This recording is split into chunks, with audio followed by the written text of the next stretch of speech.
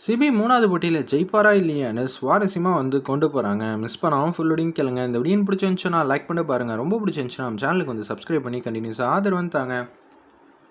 CP கிட்ட சம்யுக்தா பேசிகிட்டு இருக்காங்க.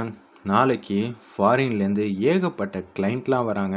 நம்ம கம்பெனியை பிடிச்சி போய் இன்வெஸ்ட் பண்ணலாமா வேணாமான்னு அவங்கள கவர் பண்ணிட்டேன்னா அவங்க கோடிக்கணக்கில் நம்ம கம்பெனிக்கு இன்வெஸ்ட் பண்ணுவாங்க. அது மட்டும் இல்லாமல் ஏகப்பட்ட ஃபாரின் கிளைண்ட்டை அவங்களே நம்ம கம்பெனிக்கு கூட்டிகிட்டு அவங்களையும் இன்வெஸ்ட் பண்ண வைப்பாங்க. இது மட்டும் சக்ஸஸ்ஃபுல்லாக நடந்துருச்சுன்னா பேபி நம்ம எதிர்பார்க்காத அளவு கம்பெனி வளர்ச்சி பாதையில் போய்கிட்டே இருக்கும். அதனால நாளைக்கு ஒரு முக்கியமான டே. நீ அசத்துன்னு அசத்திட்டனா இந்த வாட்டி ஈஸியாக ஜெயிச்சிடலாம். ஏன்னா உன்னோட இங்கிலீஷ் நாலேஜ் வேறு லெவலில் இருக்கும்ல அப்படின்னு சொன்னோன்னே, கண்டிப்பாக பேபி நான் என்னோடய முழு முயற்சியை முயற்சி பண்ணி அவங்கள நிறையா இன்வெஸ்ட் பண்ண வைக்கிறேன், பாட்டி மனசுலையும் இடம் பிடிக்கிறேன் அப்படின்னு சொல்லி யோசிச்சுட்ருக்கிறப்ப நம்ம இசைவாணி இருக்காங்களே, அவங்க அப்பா வேணுங்கிற மாதிரி நைட்டு ஃபுல்லாக தூங்காமல் கேட்கும்போது தேனு கண்ணா அப்படின்னு திட்டுறாங்க. சும்மா நேரடி துணி மடிக்க முடியல, பாத்திரம் தேய்க்க முடியல, சமைக்க முடியல, இவளை பார்த்துக்கிறதுக்குனே 24 மணி நேரமும் யாராவது இருக்கணும் போல், எங்கேயாவது ஓடி ஓடி போயிடுறா, எனக்கு என்ன செய்யறதுனே தெரில. உடனே நம்ம தமிழ் அரசி இருக்காங்களே, அவங்க சத்தம் போடுறாங்க, ஏண்டி இசைவாணியை போய் இப்படி திட்டிக்கிட்டு இருக்க, அப்பா அப்பா எங்கக்கா அப்படின்னு எனக்கு அப்பாவை பார்த்தே ஆகணும், அப்பா அப்பாங்கிற மாதிரி அந்த இடத்துல ஃபீலிங்காக பேசிகிட்டு இருக்காங்க. சரிடா செல்லம், சரிடா, மம்மு சாப்பிட்டீங்களா அப்படின்னு சொன்னோன்னே, எனக்கு மம்மெல்லாம் வேணாம், எனக்கு அப்பா தான் வேணும். சரி உனக்காக ஸ்பெஷலாக உனக்கு ஸ்வீட்லாம் பிடிக்கும்ல, அப்பா வாங்கிட்டு வந்துடுவாங்க. அப்படியா சொல்கிற, அப்பா வாங்கிட்டு வந்துடுவாங்களா அப்படின்னு சொல்லி சமாதானப்படுத்தி தூங்க வைக்கிறாங்க. அதுக்கப்புறமேட்டுக்கு ஏஞ்சி சாப்பாடெலாம் கொடுத்து அவங்கள நல்லா பார்த்துக்கிறாங்க. இது மாதிரி ஆறுதலாக சொன்னனா அவன் மாட்டுக்கு சமத்தாக இருப்பா. அதை விட்டுட்டு கோவத்தெல்லாம் அவகிட்டெல்லாம் காட்டாத தேனு, அது நல்லதுக்கு இல்லைம்மா. ஏன் அளவுக்கு பொறுமையாக நீயும் நடந்துக்கணும். அவள் உனக்கும் தானே தங்கச்சி, அது எல்லாம் புரியுது. ஆனால் ஒரு கட்டத்துக்கு மேலே எனக்கு கோவமும் வெறுப்பும் தானே வருதுங்கிற மாதிரி சொன்னோன்னே அமைதியாக இருக்காங்க அந்த இடத்துல. சரின்னு சொல்லிட்டு அடுத்த நாள் காலையில் பொழுது விடிஞ்ச உடனே தமிழரசிக்கு ஃபோன் அடிக்கிறாங்க. வினோத், இன்றைக்கி ஏகப்பட்ட பேர் கிளைண்ட்லாம் வராங்க, அதனால மீட்டிங்லாம் அரேஞ்ச் பண்ண வேண்டியது இருக்குது. இன்றைக்கி காலையில் கம்பெனிக்கு 1 hour முன்னாடி வந்துருங்கிற மாதிரி சொன்னோன்னே, சரி வினோத் நான் வந்துடுறேங்கிற மாதிரி ஃபோன் வச்சிடுறாங்க. அம்மாம்மா எனக்கு அர்ஜென்ட்டான ஏகப்பட்ட வேலையெல்லாம் இருக்குது, நான் கிளம்புறேன். ஏண்டி இன்றைக்கின்னு பார்த்து இவ்வளோ சீக்கிரம் கிளம்புறேன், வேலை இருக்குமா? தேனு பத்திரமா பார்த்துக்க, இசைவாணி போயிட்டு வந்துடுறேன்னு சொல்லிட்டு மீட்டிங் ஏற்பாடெலாம் தூளாக பண்ணிகிட்டு இருக்காங்க நம்ம தமிழரசி. என்ன வேணாலும் இவ ஏற்பாடு பண்ணட்டும், ஆனால் இன்றைக்கி நான் தான் அவங்க முன்னாடி ஸ்டார் மாதிரி ஜொலிக்க போகிறேன். நிச்சயம் எனக்காக அவங்க இறங்கி நம்ம கம்பெனிக்காக ஈஸியாக பல கோடி ரூபா லாபத்தை சம்பாரித்து கொடுக்க போகிறேன். அது மட்டும் இல்லாமல் அவங்க இருக்கிற ஊர்லேயும் நம்ம ஒரு பிரான்ச்சை ஆரம்பித்து அவங்க சப்போர்ட் மூலயமா ஈஸியாக நம்ம ப்ராடக்டை எல்லா பக்கமும் கொண்டு போய் சேர்த்துடலாம். அதுக்கப்புறமேட்டுக்கு இந்த சாம்ராஜ்யத்தை யாராலையும் அசைச்சு கூட பார்க்க முடியாதுங்கிற மாதிரி சிபி சூப்பராக கம்பெனி எப்படி டெவலப் பண்ணுங்கிற மாதிரி யோசிக்கிறாங்க.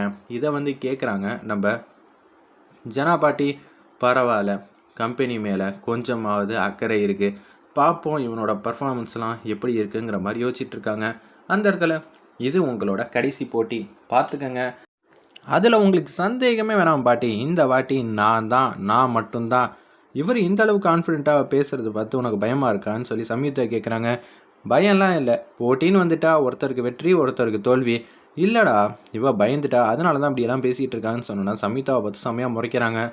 ஜெயிச்சதுக்கப்புறம் பேசிக்கலாமான்னு சொல்லி கேபினுக்குள்ளே போகிறாங்க அந்த இடத்துல சிபி. நம்ம தமிழரசி சுற்றி இருக்கிற ஃபாரின் கிளைண்ட்லாம் ஏகப்பட்ட பேர் இருக்காங்க, அவங்களுக்கு பொக்கேலாம் கொடுத்து செமையாக வரவேற்கிறாங்க. அந்த இடத்துல ஜெகதாம்பாலேருந்து எல்லாரும் கேஷுவலாக அவங்க உட்காடுறாங்க.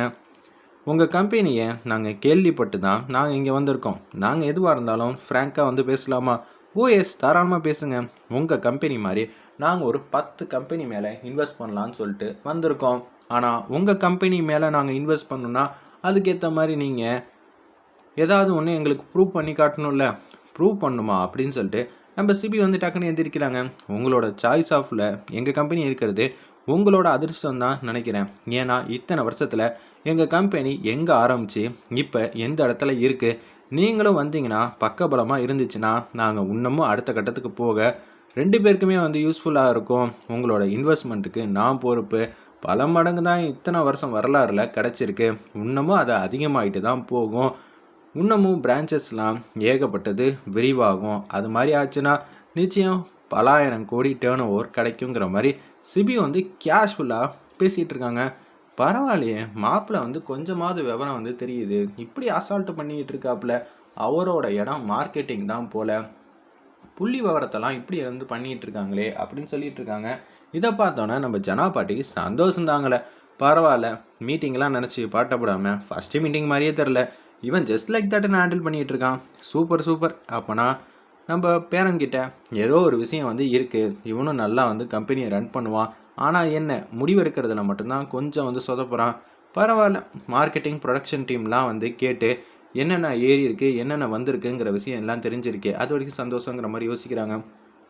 உங்கள் கம்பெனியில் எது சூப்பராக வந்து போயிட்டுருக்கு செல்லிங்கில் அப்படின்னு சொல்லி கேட்கும்போது, சார் இதுதான் போகுது அதுதான் போகுதுன்னு நீங்கள் கேட்டதுக்கெலாம் எங்களால் பதில் சொல்ல முடியாது.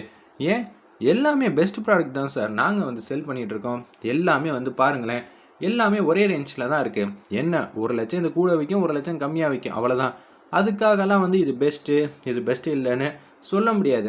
மக்களோட டேஸ்ட்டுக்கு தகுந்தாப்புல அந்தந்த காலகட்டத்தில் எது விரும்பி சாப்பிட்றாங்களோ அதுக்கேற்ற மாதிரி தான் செல்லிங் வந்து போயிட்டுருக்கோம் அப்படின்னு சொன்னோன்னே அவங்க ஃப்ளாட் ஆகிட்டாங்க. சூப்பருங்க, இது மாதிரி தான் பதிலை நான் உங்ககிட்டேருந்து எதிர்பார்த்தேன், நீங்கள் அதே மாதிரி வந்து பேசிட்டீங்க அப்படின்னு சொன்னோன்னே எல்லோரும் வந்து செம்மையாக வந்து கை தட்டுறாங்க. இவர் பேசுனதை நினச்சா எங்களுக்கு சாய்ஸே வேணாம், உங்கள் கம்பெனி எங்களுக்கு ரொம்பவே பிடிச்சிருச்சு, அந்தளவு வந்து சாட்டிஸ்ஃபை ஆகிடுச்சுங்கிற மாதிரி ஃபாரின் கிளைண்ட்லாம் வந்து அற்புதமாக வந்து பேசுகிறாங்க. தமிழ் நீ பேசுமா அப்படின்னு சொன்னோன்னே இவெல்லாம் என்னத்தை வந்து பேச போகிறாங்கிற மாதிரி நினைக்கிறாங்க. அந்த இடத்துல நம்ம சிபி அப்பன்னு பார்த்து, உங்கள் எல்லாருக்கும் நம்ம வீட்டில் தான் விருந்து வச்சுருக்கோம், நீங்கள் எங்கள் கம்பெனி ப்ராடக்டை சாப்பிட்டு பார்த்தா தானே உங்களுக்கு எங்களோட கை பக்குவம் எப்படி இருக்கும் அப்படின்னு தெரியும். இது எல்லாத்தையும் இவர் வந்து சொன்னார். சொன்னதை வச்சு நீங்கள் இம்ப்ரெஸ் ஆகிட்டீங்க, அதுவே நான் செயலில் வந்து காட்ட போகிறேன். அப்படி சாப்பிட்டு பார்த்தீங்கன்னா உங்களுக்கு இன்னமும் நாங்கள் யார், எந்த இடத்துல இருக்கோம், எப்படியெல்லாம் குவாலிட்டியாக வந்து கொடுக்குறோங்கிற விஷயம் எல்லாம் உங்களுக்கு தெரிய வருங்கிற மாதிரி சிம்பிளாக ஒரே கட்டத்தில் வந்து முடிச்சிட்டாங்க. அந்த இடத்துல வாவ், இந்த மேடம் வந்து செயலில் வந்து படுத்தணும்னு நினைக்கிறது எனக்கு ரொம்பவே பிடிச்சிருக்கு, கண்டிப்பாக வரும், அதுவும் மத்தியானம் விருந்து சாப்பாடாக வந்து ரெடி பண்ணி வைங்க, நாங்கள் வந்துடுறோங்கிற மாதிரி சொன்னோன்னே, என்னப்பா இவ நீ சொன்ன விஷயத்தை எல்லாத்தையும் ஒரு 10 செகண்டில் சொல்லி முடிச்சிட்டா அப்படின்னு சொல்லும்போது, உங்களுக்கு எங்கள் மீட்டிங் திருப்திகரமாக இருந்துச்சா அப்படின்னு சொல்லி கேட்குறாங்க. 2 பேரும் பேசுனதை பார்த்தா உங்கள் கம்பெனி ஃப்யூச்சரில் எங்கேயோ போகுதுன்னு மட்டும் தெரியுது, மத்தியானம் மட்டும் நீங்கள் கிளக்கிட்டிங்கன்னா நிச்சயம் உங்கள் ஆர்டர் உங்களுக்கு தான் அப்படின்னு சொல்லி அந்த இடத்துல வந்து சூப்பராக வந்து பேசிக்கிட்டு இருக்காங்க. விருந்து சாப்பாடுக்கு வந்து தட்டெல்லாம் வந்து பெரிய பெரிய தட்டாக வந்து வாங்கி வச்சு அசத்தணும்னு நினைக்கிறாங்க. என்ன நினைக்கிறீங்க, தட்டெல்லாம் சரி வராது, வாழை இலையில் வச்சு நம்ம பாரம்பரியமாக வந்து சாப்பாடு வந்து கொடுத்து அவங்கள அசத்தணும்.